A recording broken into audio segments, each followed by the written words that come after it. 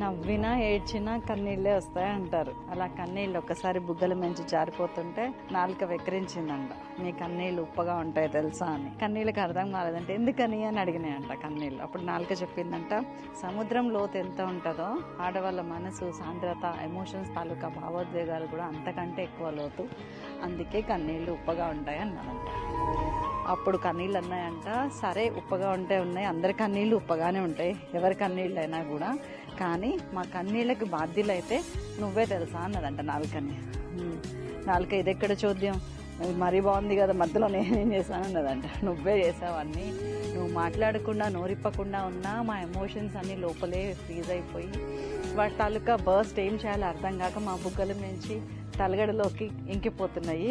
ఒకవేళ నువ్వు నోరిప్పి మాట్లాడావే అనుకో, సమంగా మాట్లాడకపోయినా ఆ నిందలు మాకే. ఒకవేళ కోపం వచ్చి అరిచావనుకో ఇంకా దెబ్బలు కూడా పడతాయి కన్నీళ్ళకి, అవి కూడా యాడ్ అవుతాయి, కాబట్టి నువ్వే కారణం అని నాలుకని తిట్టిందంట. నిజానికి జరిగేది ఏంటంటే, దేనికి ఏది కారణమైనా కానీ 2026 రాబోతుంది మనకి.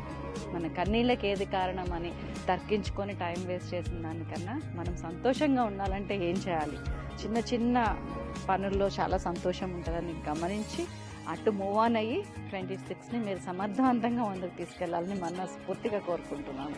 ఇప్పటి నుంచే దానికి ప్లాన్స్ చేయాలి.